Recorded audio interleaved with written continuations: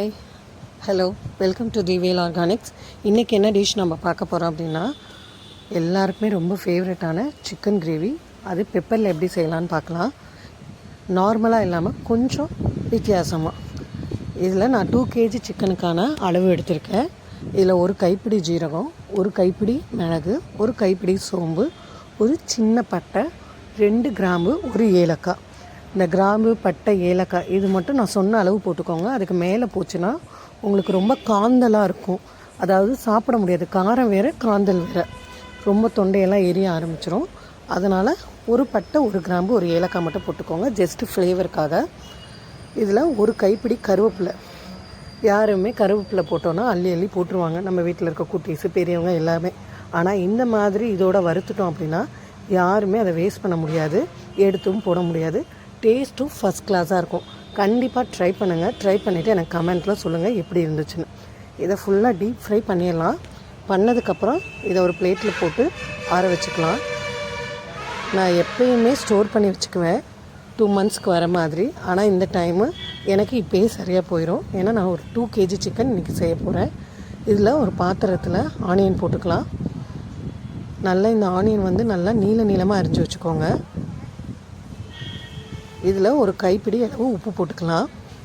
உப்பு போடும்போது வெங்காயம் சீக்கிரம் குக் ஆகிரும். நீங்கள் ட்ரை பண்ணி பாருங்கள்.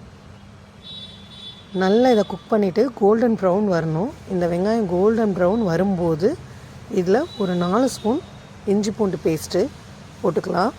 நான் மேக்ஸிமம் இஞ்சி பூண்டு பேஸ்ட்டு கடையில் வாங்கவே மாட்டேன். நான் வீட்டில் அரைச்சி ஸ்டோர் பண்ணிக்குவேன். மேக்ஸிமம் ரொம்ப நாளும் ஸ்டோர் பண்ண மாட்டேன். ஒரு 15 to 20 days வரைக்கும் தான் ஸ்டோர் பண்ணி வச்சுக்குவேன். அதுக்கு மேலே ஸ்டோர் பண்ணிக்க மாட்டேன். ஒர்க்குக்கு போகிறனால எனக்கு அப்படி ஸ்டோர் பண்ணிக்கும் போது ஈஸியாக இருக்கும் குக் பண்ண. இந்த ஆனியனும் இஞ்சி பூண்டு பேஸ்ட்டும் நல்லா ஒன்றோட ஒன்று மிக்ஸ் ஆகிற வரைக்கும் குக் பண்ணிக்கலாம். குக் ஆனதுக்கப்புறம் இதில் 1 ஸ்பூன் மஞ்சள் போட்டுக்கலாம். அதையும் நல்லா குக் பண்ணிக்கலாம். இந்த மஞ்சள் பொடியோட வாசனை போகிற வரைக்கும் குக் பண்ணிக்கலாம். அதுக்கப்புறமா பெரிய தக்காளி 2 நல்லா பொடியாக கட் பண்ணி இதோட ஆட் பண்ணிக்கலாம். இது எல்லாமே பார்க்குறதுக்கு ஒரு பேஸ்ட் ரேஞ்ச் இருக்கணும். கன்சிஸ்டன்சி பார்க்கும்போது ஒரு செமி கிரேவி லுக்கில் இருக்கணும். அது வரைக்கும் நல்லா குக் பண்ணிக்கலாம். இப்போ கழுவி வாஷ் பண்ணி வச்சுருக்கேன். நல்லா டீப்பாக வாஷ் பண்ணி எடுத்து வச்சுருக்கேன். இந்த சிக்கனை இதோட ஆட் பண்ணிக்கலாம். இந்த சிக்கனில் நான் தண்ணி எதுவும் ஆட் பண்ண போகிறதில்ல. ஏன்னா எனக்கு செமி கிரேவியாக வேணுங்கிறனால நான் தண்ணி ஆட் பண்ணல. உங்களுக்கு இது வந்து குருமா டைப்லேயோ இல்லை நல்ல தண்ணியாக வேணும்னா இதில் கொஞ்சம் தண்ணி நீங்கள் இப்போயே ஆட் பண்ணிக்கலாம். எனக்கு செமி கிரேவியாக வேணுங்கிறனால தண்ணி எதுவுமே ஆட் பண்ணலை. இதை நல்லா வதக்கி விட்டு மூடி வச்சிடணும்.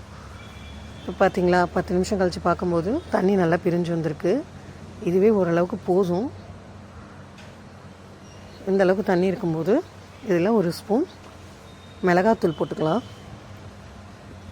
இது வீட்டில் அரைச்ச மிளகாய் பொடி தான். கடையில் எந்த பொடியுமே வாங்க மாட்டோம். நீங்களுமே மேக்ஸிமம் அவாய்ட் பண்ணிடுங்க கடையில் வாங்குறத. இது போட்டுட்டு ஒரு 5 minutes குக் பண்ணதுக்கப்புறம் நம்ம ஆல்ரெடி அரைச்சி வச்சுருக்க அந்த மசாலாவை இதில் போட்டுடலாம். இது பார்க்க அதிகமாக இருக்கும் அளவு. ஆனால் 2 கிலோ சிக்கனுக்கு எனக்கு இது கரெக்டாக இருந்துச்சு. ஸோ உங்கள் வீட்டில் ரொம்ப சளி பிடிச்சிருக்கு, யாருக்காச்சும் கோல்டு அப்படின்னா இந்த மாதிரி டைமில் இந்த மாதிரி கிரேவி, அதாவது இந்த பெப்பர் கிரேவி செஞ்சு தரும்போது கம்ப்ளீட்டாக உங்களுக்கு சளி குறைஞ்சிரும். கருவேப்பிலை யாருமே சேர்த்துக்க மாட்டேங்கிறாங்க உங்கள் வீட்டிலனா இந்த மாதிரி சிக்கனோடு சேர்த்து கொடுங்க. யாராலையும் கண்டே பிடிக்க முடியாது. டேஸ்ட்டும் ஃபஸ்ட் கிளாஸாக இருக்கும். இதை நல்லா கிளறி விட்டுட்டு ஒரு 5 minutes வந்து மூடி போட்டு மூடிடலாம். மூடினதுக்கப்புறம் ஒரு 10 நிமிஷம் கழித்து இதை திறந்து பார்த்தோன்னா இது வந்து எண்ணெய் பிரிஞ்சு வரணும். அப்போ தான் இது கம்ப்ளீட்டாக நல்லா குக் ஆகிருக்குன்னு அர்த்தம். இப்போ பார்த்திங்கன்னா தெரியும், எண்ணெய் தனியாக பிரிஞ்சு வந்திருக்கு. இது இப்போ நல்லாவே குக் ஆகிருச்சு. இதில் உங்களுக்கு வேணும் அப்படின்னா தேங்காய் அரைச்சி ஊற்றிக்கலாம். எனக்கு இப்போ தேங்காய் வேணாம், அதனால் நான் இப்படியே சர்வ் பண்ணிக்குவேன். இதை வந்து மேக்ஸிமம் சப்பாத்தி, இட்லி, தோசை, ரைஸ் இது எல்லாத்துக்குமே நல்லாயிருக்கும். ஆனால் நான் வந்து ரைஸ்க்கு தான் மேக்ஸிமம் விரும்புவோம் எங்கள் வீட்டில். இதில் ரைஸில் போட்டு சுட சுட சாப்பிடும்போது அல்டிமேட்டாக இருக்கும்.